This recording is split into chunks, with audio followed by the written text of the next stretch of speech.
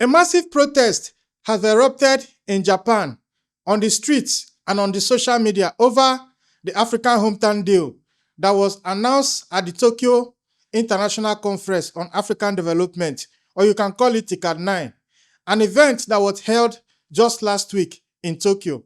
Now, shortly after this announcement was made, there were a lot of misinformation that followed it. First, the Nigerian government themselves announced that Misarazu City will be designated for Nigerians. So I believe the people in Abuja were trying to sell this as one of their achievements from Japan. Now, you begin to wonder why a government would think such a plan is actually a good plan for the citizens of their country. You are supposed to create jobs in your country, not send your youth, your most vibrant population to another country in search of a better life. So it's technically an admission of failure on the part of the Nigerian government, but as far as Nigerian government is concerned, they are not thinking that way. They think that by announcing this, that it will make Nigerians happy. Those who want to japa, those who want to mass migrate from the country as a result of poverty and lack of jobs. Now, after this, I even made a YouTube video on the initial announcement. That was before the rebuttals, the backlash, and the rejoinders, and the correction from the Nigerian government themselves. So, before these corrections were made, city halls in Japan started being flooded with thousands of angry phone calls and emails, grinding local governments to a halt. Now, this wasn't a protest about a new law or some political scandal. This was a massive racist backlash against a cultural exchange program, a program that was supposed to bring Japan and Africa closer. So, what went so wrong? A well-meaning plan like this, called the African Hometown Initiative, blew up into this huge international mess, thanks to a perfect storm of bad communication, deep-rooted fear, and online anger. Now, the fire started with fake news, including a now famous press release from the Nigerian government promising special visas that didn't even exist, and Japan's own anxieties about immigration and who they are as a country fanned the flames even more. Now, in this episode, we are going to get into what this African hometown deal was really about, how a simple idea exploded into a diplomatic crisis, and why this whole mess tells us the uncomfortable truth about Japan's relationship with Africa and its future. Let's get into it. So, what was this African hometown plan that caused all this chaos? At first glance, it was a simple, even great idea, because at a big meeting on African development, Japan's cooperation agency, JICA, said it would pair up 4 Japanese cities with 4 African countries, hypothetically this time around. Now, Kisarazu was hypothetically paired with Nigeria, Nagai with Tanzania, and the city of Sanjo with Ghana, and Imabari with Mozambique. Now, the idea was simple. Connect with people on the ground level through cultural events, school programs, and volunteer exchanges. Now, this wasn't just about making friends. It was a strategic move. For the Japanese cities, which are shrinking because of an aging population, it was a chance to bring in new energy. Now, for the government, it was a way to use soft power, because while China is all over Africa building huge infrastructure projects, Japan wanted to offer a different kind of partnership, one based on real connections and mutual respect. It was Japan's way of saying, we offer quality relationships, not just concrete and loans. But there was a huge problem with the plan right from the start. Its name in English, hometown, sounds like a place you can move and settle down. Now, to many in Africa, it sounded like an open invitation. But to many in Japan, it sounded like an invasion. A simple idea built on a word that meant 2 totally different things to 2 different continents was about to turn into a diplomatic nightmare for both Japan, Nigeria, and the 3 other African countries involved in these international incidents. Because a communication breakdown lit the fuse, but it was 2 specific pieces of fake news that really made things explode. First and the most damaging came straight from the Nigerian government. Now, in an official press release, it was claimed that Japan will create a special visa category for highly skilled, innovative, and talented young Nigerians who want to move to Kisarazu to live and work. Now, the news went viral across African media and was celebrated as a huge win. Now, for a generation of young people looking to Japa, Japa is a Nigerian slang for immigration, or leave the country for better opportunities. Now, this sounded like a dream come true. The second spark came from a newspaper in Tanzania. An article had a headline, "Japan dedicates Nagai City to Tanzania."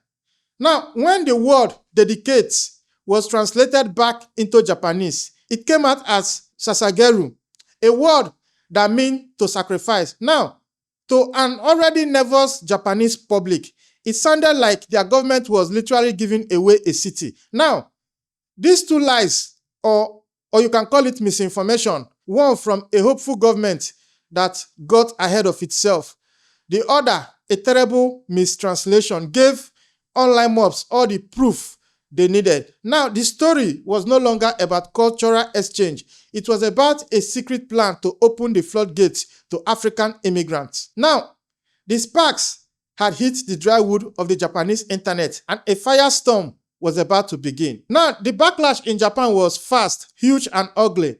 The four small cities in the program were totally overwhelmed. The city of Sanho got 350 phone calls and over 3,500 emails in just a couple of days from angry residents. Imabari got nearly 1,500 complaints. Now, the anger online was even crazier. A single post on X falsely claiming Kisarazu was seriously considering handing over the city to Africans got over 4.6 million views. Now, online, the conversation quickly turned from just being confused to straight up ugly and racist. People were warning that their towns will become unsafe, that crime will go up, and that their culture was being destroyed. Now, the hate even turned into digital vandalism. On Google Maps, the names of the city halls were changed. Sanho City was temporarily renamed Ghana City Hall, and Kisarazu's became Nigeria City Hall. Now, it was a coordinated online harassment campaign to mock the local government. Now, why these small towns were getting hammered?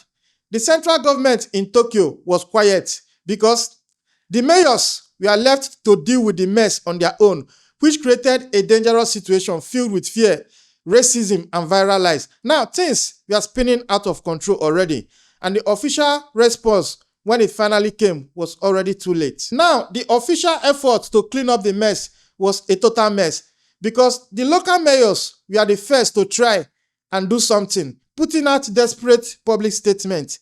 They completely denied any immigration plans, trying to calm down their terrified residents. The mayor of Kisarazu even went a step further and publicly blamed the national government and JICA for not preparing properly, which showed a huge breakdown in communication.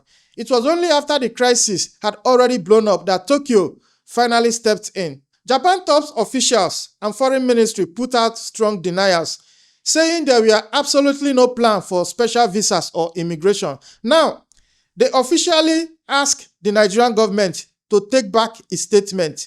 Facing a diplomatic slap on the wrist, the Nigerian State House quietly deleted its original celebratory press release and put up a new one titled Correction, which took out all the talk about visas and called the deal a simple cultural exchange. Now, the Tanzanian newspaper also printed a correction, but the damage was done already. For the Nigerian government, it was a huge embarrassment, and the opposition parties accused them of spreading fake news just to get good headlines. This is not the first time the Nigerian government has gone out on the international stage and brought fake news back to its people. They did it a few years ago by announcing that United Arab Emirates have lifted the visa ban on Nigerians, which instantly went viral on social media.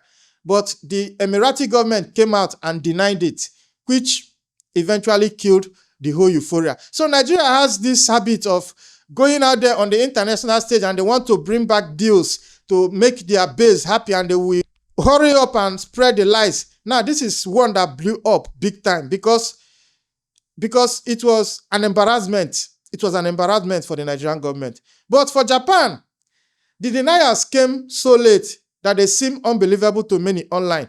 The government wasn't preventing a fire. It was trying and failing to put out a massive blaze.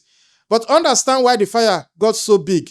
You have to look at the fuel that's been building up in Japan for years. Now, the crazy reaction to the African whole-term plan was never just about a cultural exchange. It was a fight for the soul of Japan because the country is facing a demographic time bomb.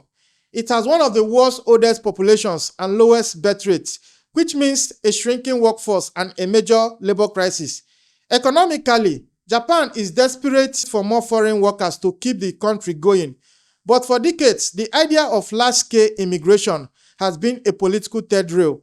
The government has used the side door programs to bring in workers without even having a real, honest public conversation about becoming a multicultural society. Now, this silence has created a space filled with anxiety and fear, which has been used by rising right-wing political parties campaigning on an anti-immigration Japanese First platform. Now, this is the real story behind the story because the hometown plan, with its confusing name, accidentally hit the rawest nerve in Japanese politics for a growing number of people who are riled up by what they see online.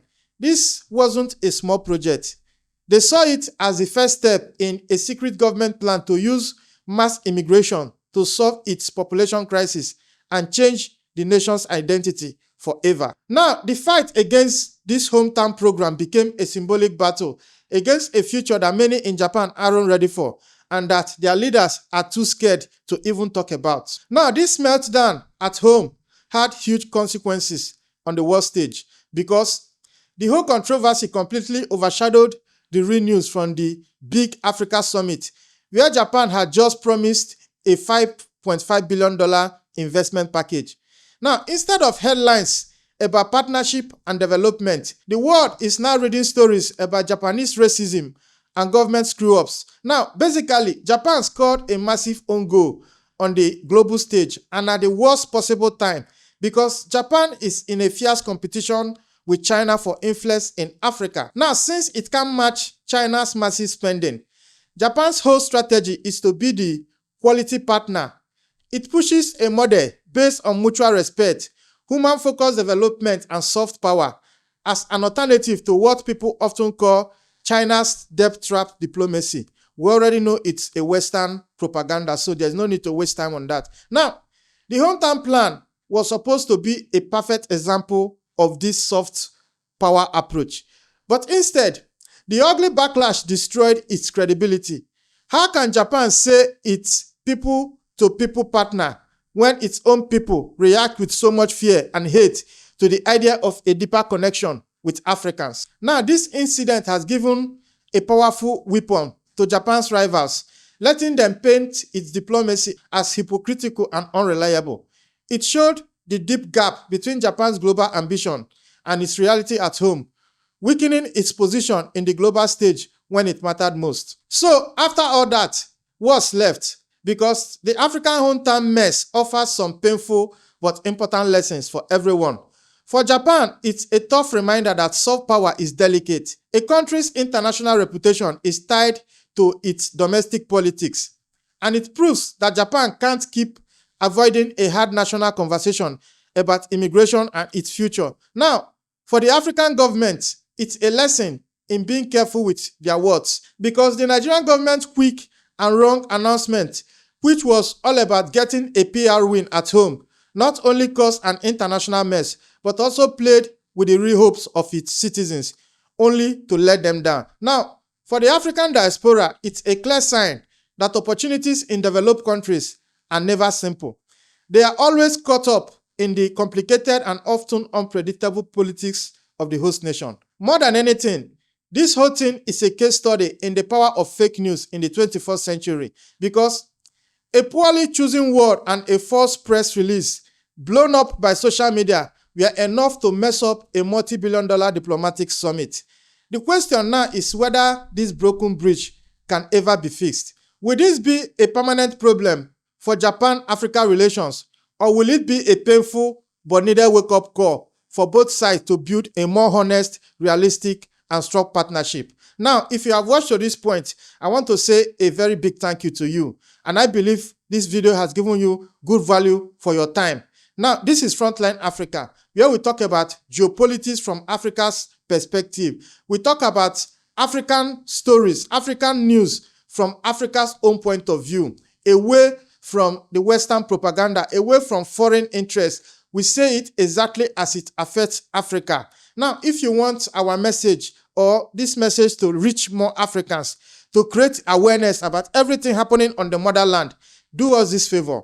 Like this post, drop a comment, and maybe consider to subscribe so that when next we upload our video, you will be able to see it and get the true picture of what is happening in our motherland. I am your host, Ezekiel Enejeta, and I will see you in the next one. It's a bye-bye for now.